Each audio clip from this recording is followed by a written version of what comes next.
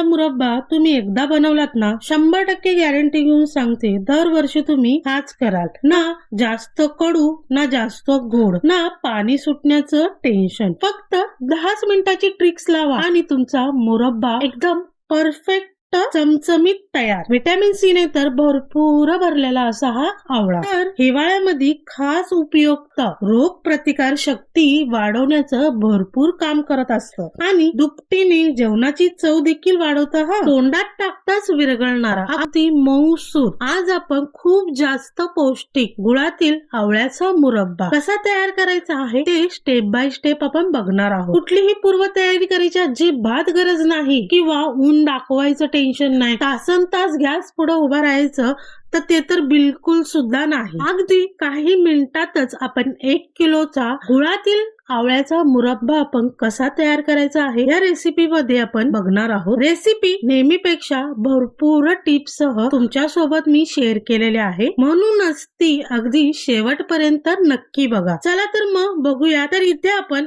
1 किलोच्या प्रमाणामध्ये आवळ्याचा मुरब्बा बनवणार आहोत. तर इथे ना तुम्ही आवळ्याचं प्रमाण तुमच्या आवडीप्रमाणे कमी जास्त करू शकता. बाहेर मस्त थंडी पडलेली आहे, बाजारात मस्त ताजे टवटवीत असे आवळे आलेले आहेत आणि हिवाळ्याच्या दिवसामध्ये आवळ्याचा मुरब्बा करून ठेवला ना की अगदी वर्षभर तो चांगला राहतो. मस्त बाजारातून आवळे आणलेले ते आपल्याला अगदी स्वच्छपणे धुवून घ्यायचं आहे. तर मिठाच्या पाण्यामध्ये मी साधारण 5 ते 10 मिनिटं आवळे असेच बुडवून भिजत ठेवलेले आहे. बघा मिठाच्या पाण्यामुळे काय होतं की ज्याला जेवढी पण आवळ्याला धूळ वगैरे असेल ना ती स्वच्छपणे निघून जाते. तर इथे बघा तुम्ही पाण्याचा रंग कसा बदललेला आहे. जेवढी पण आवळ्याला धूळ असते ना तेवढी सगळीपणे स्वच्छ होते आणि नंतर ना आपल्याला स्वच्छ पाण्याने 2 ते 3 वेळा मस्तपैकी धुवून घ्यायचं आहे. आता आपण याला वाफवणार वगैरे नाहीये, तर डायरेक्ट कुकर मध्ये ह्याला 1 ते 2 शिट्टी काढून घेणार आहे. तर हे स्वच्छ धुतलेले आवळे आहेत ना ते कुकरच्या भांड्यामध्ये काढायचे आहे. 2 ते 3 ग्लास पाणी आपल्याला ओतायचं आहे. कुकरचं झाकण लावायचं आहे आणि मोठ्या आचेवरती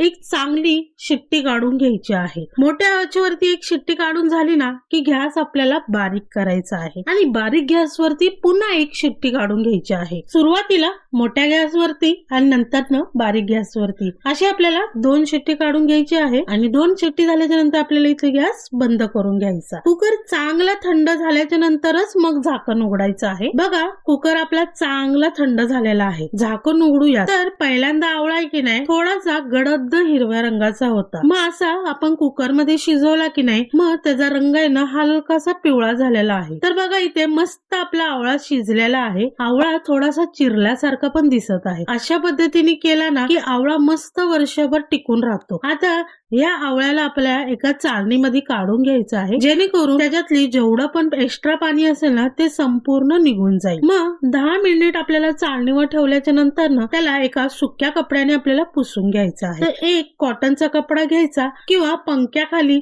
असं पसरून अर्धा तासासाठी ठेवलात ना तरी सुद्धा चालेल. एक कॉटनच्या कपड्यावर किंवा पंख्याखाली अर्ध्या तासासाठी तुम्ही याला अगदी स्वच्छ पुसून किंवा सुकवून सगळं पाणी काढून घ्यायचं आहे. जर आपल्याला पटक्यान जर करायचं असेल ना तर या पद्धतीने कॉटनच्या कपड्याने याला स्वच्छपणे कोरडं असं पुसून घ्यायचं आहे जेणेकरून ह्याच्यामध्ये जेवढं पाण्याचा अंश असेल ना सगळं असा निघाला जाईल. मग एक चमचा घ्यायचा आहे आणि त्याला सर्वीकडून असे बारीक बारीक होल पाडून घ्यायचा आहे. असं केल्याने आतपर्यंत गुळाचा पाक ना छानसा मुरला जातो म्हणजे तो आतून पण चांगला असा रसरशीत तयार होतो आणि अगदी मऊसूत होतो. म्हणूनच या पद्धतीने आपल्याला सगळे आवळे आपल्याला स्वच्छ करून घ्यायचे आहे. आता आपण इथे गुळाची ढेप घ्यायची आहे. त्याला असं बारीक बारीक चिरून घ्यायचं आहे किंवा किसून घेतला तरी चालेल. तर हा गुळ पूर्णपणे 900 ग्रॅमचा आहे. बरोबर 1 किलो आवळा असेल ना त्याला 900 ग्रॅम गुळ परफेक्ट मेजरमेंट आहे. जर तुम्हाला अर्धा किलोचा करायचा असेल ना तर त्याला तुम्ही 400 ते 450 ग्रॅम साखर गुळ वापरलात तरी चालेल. जर आवळा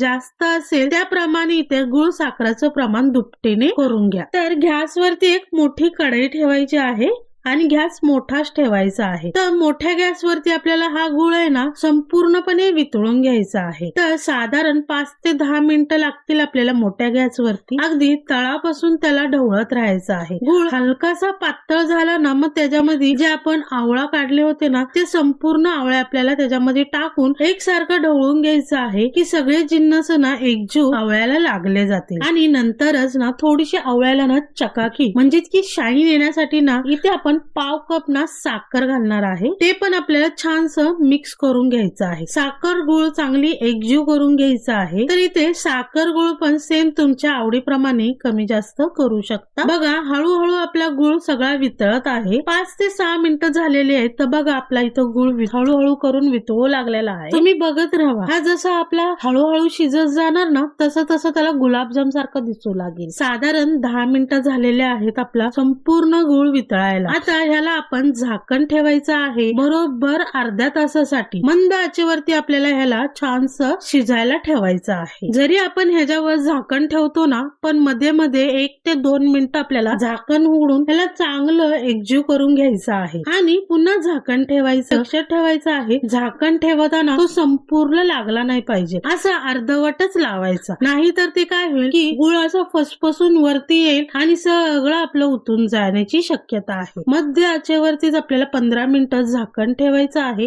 आणि छानसं शिजून द्यायचं आहे. इथे बघू शकता रंग कसा हलका हलका बदलायला सुरुवात झालेली आहे. पुन्हा एकदा चांगलं एकजीव करणार आहे आणि मग झाकण ठेवून याला शिजून देणार आहे. मध्य आचेवरती आपल्या आवळ्याला ना आपण यामध्ये शिजून देणार आहोत. झाकण ठेवूया. अर्धा तास मंद आचेवरती याला ठेवून देऊया. तर इथे बघा तुम्ही गुळ कडक त्याचा पाक किंवा तो घट्ट झाल्यासारखा तर दिसत नाहीये. अगदी गुलाबजामचा पाक कसा असतो आपण गुलाबजामला कसं मुरवट ठेवतो का नाही म्हणजे तो असा छानसा फुलून येतो आणि त्याचा रस आहे का नाही एकदम आतपर्यंत जाऊन आतून पण तो रसरशीत होतो. तर सेम याच पद्धतीने आपल्याला आवळा पण मुरत ठेवायचा आहे म्हणजे की तो अजिबात त्याचा घट्ट गोळा तयार होत नाही. सगळ्यात शेवटी आपल्याला काय करायचं आहे ते 2 चमच आपल्याला वेलची पावडर घालायची आहे आणि एक अखंड दालचिनीचा तुकडा घ्यायचा आहे तो घालायचा आहे. जर इथे तुम्हाला दालचिनी आवडत नसेल दालचिनी स्किप केलात ना तरी सुद्धा चालेल. थोडस मिक्स करून या स्टेजवरती आपल्याला गॅस बंद करून ठेवायचा आहे आणि चांगलं थंड झाले की हे खाण्यासाठी तयार आहे. अजिबात ह्याला ऊन वगैरे दाखवायचं काहीही गरज पडत नाही. फ्रीज मध्ये ठेवला नाहीत ना तरी सुद्धा चालेल. अगदी बाहेर ना 5 ते 6 महिने ना आरामात बाहेर व्यवस्थित राहू शकतं आणि वर्षभर खाण्यासाठी हा रसरशीत अगदी तोंडात टाकताच विरघळणारा आवळा मुरब्बा म्हणजेच की आवळ्याचा गुलाबजाम तयार झालेला आहे. व्हिडिओ आवडला असेल तर एक लाईक शेअर कमेंट नक्की करा. चॅनेलवर जर नवीन असाल तर सबस्क्राईब केल्याशिवाय बिलकुल सुद्धा जाऊ नका. चला तर मग पुन्हा भेटूया अशा छान छान आणि मस्त मस्त रेसिपी सोबत प्रज्ञाज मेजवानी चॅनल मध्ये.